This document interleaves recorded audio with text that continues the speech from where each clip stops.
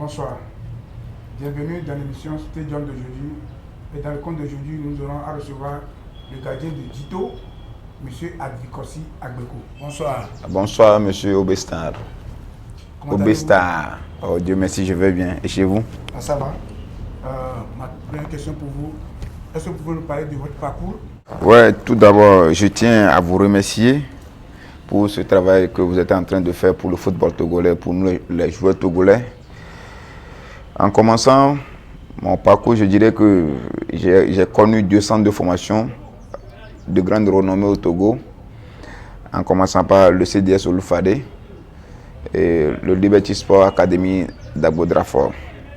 Ouais, j'avais joué aussi un club, Régine FC de Tablibo, Hirondelle FC de Couvé, avant de connaître l'élite togolais, la Sogopor en 2012 et Djito de 2013 jusqu'à aujourd'hui.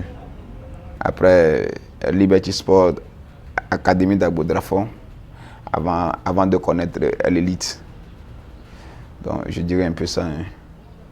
Et quels sont vos clubs que vous avez? Ouais, pour commencer, j'avais commencé comme tout joueur africain, le football de rue. Et c'est à Tablebo, j'avais commencé avec un club qui s'appelle Regina. On a joué le championnat de district, on est monté à Détroit. Après tout, je suis parti à l'Hirondelle de Couvé, au moment où on jouait à Détroit. Après tout, je suis revenu à Lomé. J'étais parti même à Skodokar en 2009 pour faire un test qui n'a pas marché. Et en 2012, je suis parti à la Sogopor où j'ai fait toute une saison. Et après, c'est Djito jusqu'à aujourd'hui. Okay. Aujourd'hui, vous êtes à Djito. Oui. Vous pouvez parler de votre bilan de saison 2019-2020? Ouais, je dirais que le bilan n'est pas ce qu'on espérait. Parce que cette année, on est parti pour être champion. Mais comme on dit souvent dans la vie, l'homme pour Dieu dispose. On n'est pas champion, mais le bilan en général n'est pas satisfaisant, je dirais en général. Et sur tous vos matchs, vous avez fait combien de matchs avec Djito? Cette année, on a joué 26 journées, j'ai fait 17 journées. Parce que je n'ai pas commencé... 26 journées? Oui, on a fait 20 journées. Okay. 20 journées, j'ai fait 14 matchs. Oui, 14 matchs. Et combien de buts encaissés? J'ai pas ça en tête. Ok. Donc, vous ne le connaissez pas? Parce que à chaque match que moi j'encaisse un but, ça ne me plaît pas. Ça me rend nerveux. Donc, c'est des choses que je n'ai pas à garder en tête. L'objectif qui est devant moi, c'est d'aller de l'avant, non pas compter les buts encaissés, les quoi. Non. Je garde ce qui est positif en moi. Et comment maintenant, le championnat est arrêté, le confinement, comment vivez-vous le confinement? Oui, je dirais que ça se passe mieux à mon niveau. Parce que le mois de confinement, on n'est pas autorisé à aller sur le terrain, à pratiquer le sport comme on le faisait. Mais actuellement, on a bénéficié des salles de gym qui sont installées partout à Lomé, même si y a le confinement, on travaille. Donc, on essaie de travailler en salle pour maintenir la forme. Et des fois, je vais à l'état-major pour maintenir la forme avec deux gardiens.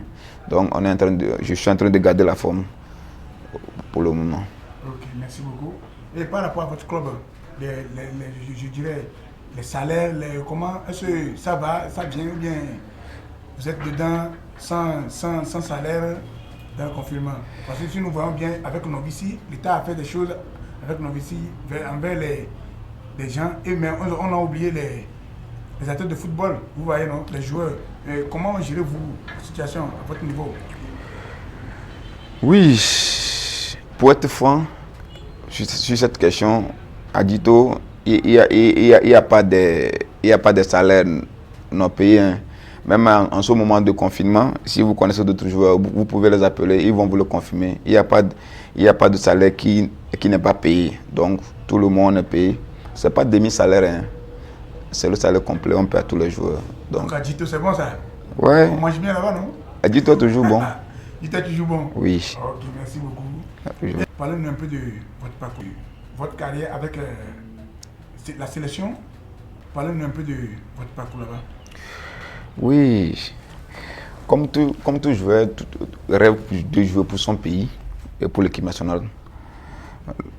Pour la première convocation, vous savez, non, la première fois, la pression y est. Mais j'ai eu la chance d'être entouré des grands frères et l'entraîneur des gardiens, que je dirais un grand frère, un coach, M. Agassa Kwasi. Il a su gérer le moment là, en commençant par le coach Aboni, qui sont après tout des frères, et le coach Abalo qui est un grand frère pour nous tous. Donc, on a essayé de gérer la pression et jusqu'à ce que tout le monde est rentré dans le bain et tout s'est bien passé. Aujourd'hui, vous êtes l'héros d'Agégué. Parlez-nous un peu de votre vécu à Agégué. Le jour-là était un jour spécial, un 18 octobre, si je ne me trompe pas. 19 octobre, le match, si je ne me trompe pas, le jour-là, c'était un grand jour. Il y a des choses que moi, je n'ai jamais vues dans le football, mais le jour-là, j'ai connu ça. Surtout la pression des supporters, des dirigeants, en plus des joueurs même. Parce que tout d'abord, en arrivant au terrain, il y a des chemins où on nous a interdit de prendre, mais c'est par là tout le monde rentre. Et après, dans les vestiaires, on est installé par les chants de louanges. Après, on a su que notre chambre a été piégée par des caméras cachées. Après avoir détecté ça, on veut rentrer sur le terrain pour l'échauffement. On nous interdit la pelouse avec la sécurité qui est là, qui nous voit comme si ce ne sont pas cause de nous, ils sont là-bas. Donc moi je dirais qu'on est mal accueillis, mais quand Dieu est avec vous, rien ne peut vous échapper. Et dans tout ça, par la grâce de Dieu, après les 90 minutes, on a su qualifier le Togo pour la toute première fois à une compétition que tout le monde entendait. Nous aussi, les supporters et le public togolais. Donc, l'essentiel a été fait malgré tout. Merci. Et maintenant, par rapport à cette qualification, quel est votre sentiment? Quel était votre sentiment dès le retour vers le Togo? Oui, mon sentiment, même quand l'arbitre a sifflé la fin du match, moi, j'étais fondu en larmes parce que je n'ai jamais rêvé dans ma vie qualifier le Togo pour une compétition internationale. J'ai rêvé jouer pour mon pays, mais une compétition comme ça, je n'ai jamais rêvé. Donc, c'était une immense joie en moi. Et mon sentiment, c'est un sentiment de joie. Mais jusqu'à aujourd'hui, je vous parle, je suis toujours content parce que quand je passe, je suis orgueilleux, je dirais, parce que je suis devenu héros dans ma maison, dans ma famille. Tout le monde est fier de moi parce que j'ai accompli un devoir que j'ai accompli. Donc, je suis toujours content. Vous êtes le héros d'Agégué. Et par rapport à votre prime, toujours on nous dit les primes au trésor. Vous êtes les héros d'Agégué, mais aujourd'hui vous êtes là sans les primes. Comment vivez-vous ça? C'est un sentiment un peu... Ça fait un peu mal, mais comme nous sommes dans un pays, je dirais, bien organisé, et le secrétaire général est venu confirmer que l'argent se trouve au trésor public. Nous tous, on est en attente. On attend le jour là, quand ils vont nous appeler de venir chercher nos primes. Donc, nous aussi, on est en attente. Après 10 mois. Sur ce point, je dirais, on est toujours en attente. Comme nous le voyons très bien, cette chaîne est reportée sur 2021. Pensez-vous encore être dans l'effectif d'Abalo pour cette chaîne? Pour cette question, M. Abalo de 16 seul peut vous répondre. Parce que moi je suis un joueur, lui c'est un sélectionné. Et s'il pense que je peux lui faire l'affaire, moi je suis prêt pour mon pays. Hein. Donc vous pensez que vous serez toujours en forme jusqu'à 2021? C'est le pourquoi je travaille tout le jour que Dieu fait. Pour être en forme? Oui. Okay. Et maintenant, quelle est votre perspective pour l'avenir?